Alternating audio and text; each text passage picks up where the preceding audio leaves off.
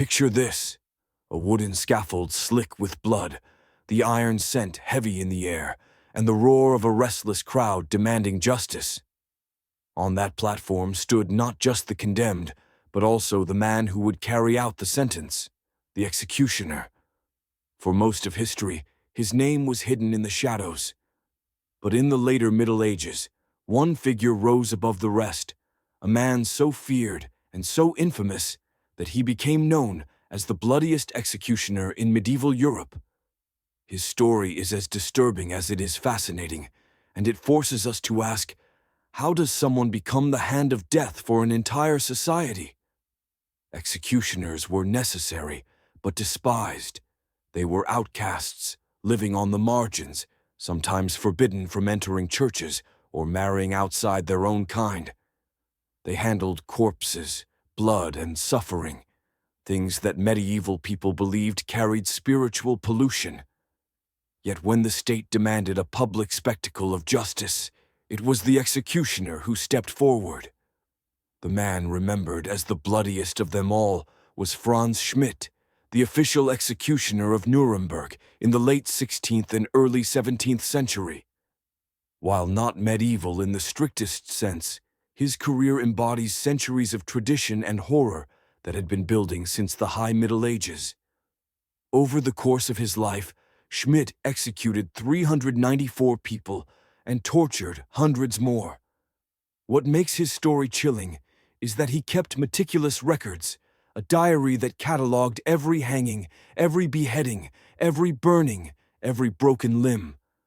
Unlike most executioners who disappeared into anonymity, Schmidt wrote it all down, leaving us a ledger of human suffering unlike anything else in history. But to truly understand why Schmidt's work was so bloody, we have to step back into the medieval world. Executions were not just punishments, they were theater, morality plays acted out before the eyes of the people. A thief dangling from the gallows reminded everyone what awaited those who broke the king's law. A heretic writhing at the stake showed what happened to those who challenged the church. Pain was a warning, and blood was the ink with which rulers wrote their authority. Franz Schmidt entered this world unwillingly. His father, Heinrich, had been forced into the trade after being compelled to execute a man. In those days, if you performed an execution, even once, you could be branded for life. The dishonor passed on to your children, so Franz had little choice but to inherit the role. And from the very beginning, he proved himself efficient, precise, and terrifyingly professional. Hanging was the most common sentence, and Schmidt performed it countless times. But unlike the quick-drop hangings we imagine today, medieval hangings were often slow strangulations. The condemned would kick and thrash, their faces turning purple as they gasped for breath. Sometimes Schmidt would end their suffering with a sharp tug on the legs or by breaking the neck himself. Other times he simply watched as the rope did its work. Beheadings, though considered more honorable, could be just as gruesome. A skilled executioner could take off a head in a single blow, but even Schmidt, renowned for his accuracy, sometimes faltered. He recorded moments when his sword glanced off bone, forcing him to swing again while the crowd groaned in horror. One particularly unlucky noble required 3 strokes before death finally came. And then there were the punishments designed to be as public and excruciating as possible. Breaking on the wheel was the most dreaded. The condemned was tied to a large cartwheel, and Schmidt would shatter their limbs one by one with an iron bar. Sometimes mercy came in the form of a final blow to the chest. Other times the victim was left alive, their broken body displayed until birds in time finished the work. Imagine the silence of the crowd as bones cracked, followed by the gasps and shouts as each limb was pulverized. Schmidt noted these with the same detachment one might use in recording debts in a ledger. But here's the twist. Despite his bloody profession, Franz Schmidt was not a sadist. His diary reveals no joy in cruelty. In fact, he saw his work as a grim duty, even an act of justice. He believed he was maintaining order, carrying out the sentences passed down by the courts. And when he retired, he didn't fade into disgrace. Remarkably, he was granted respect, even rising to the status of a healer in Nuremberg, using his knowledge of anatomy, gained through decades of executions, to treat the sick and injured.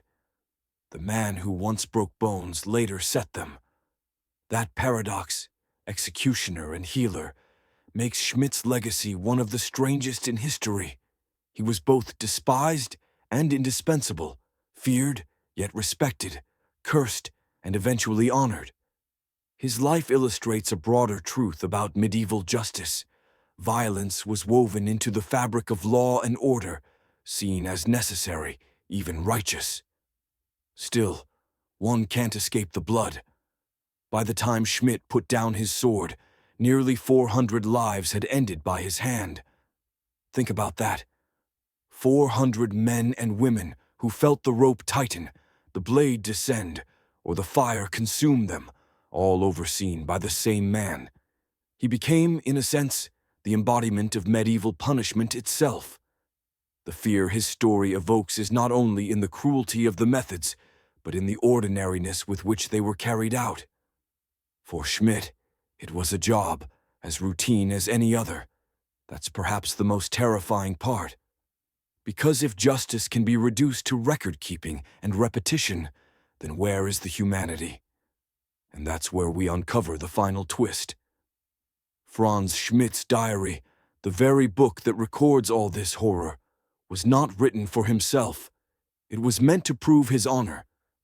In a world that saw executioners as dishonorable, Schmidt wanted to show that he had done his duty faithfully, that he had lived a moral life despite his profession. In the end, his legacy is not just blood and death, but the haunting reminder of how thin the line is between justice and cruelty, between order and terror. So when we think of the bloodiest executioner in medieval history, we see more than a man swinging a sword or tying a rope. We see the shadow of a society that demanded death to preserve life, that turned pain into a public ritual, and that relied on men like Schmidt to embody its darkest laws. His story leaves us unsettled because it forces us to ask, when law and cruelty are one and the same, who is truly guilty, the executioner or the world that needed him? And maybe that's the lesson to carry with us.